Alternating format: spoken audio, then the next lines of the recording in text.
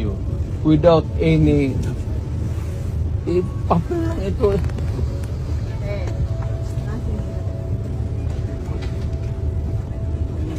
You better go back to them and have the legal. Wala, for what? I am a citizen of this country, a former president, and you show me a piece of paper and you're asking me to go with you? Abogado ka? Hindi po.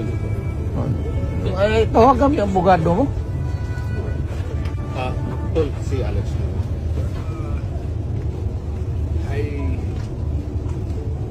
Kasi kanina wala pang warrant. Sir, he used to be, also, Our upper class. class club.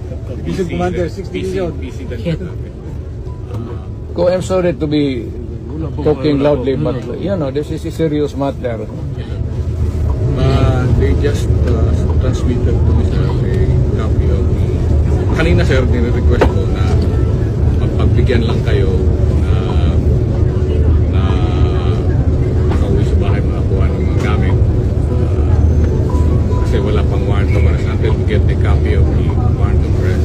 Kasi yun man yung requirement. That is the only They're saying, legal but thing. now, sir, Not, then that is a serious illegal detention. Yan ang mangyayari dyan. I-live mo yun na.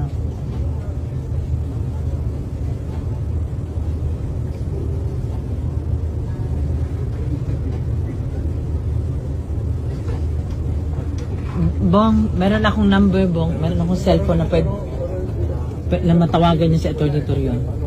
Sige na, puro abogado ito dito. Hindi, hindi daw siya makakonect eh. Parang ginaan Ay. sa ating cellphone. At this point, I do not read him.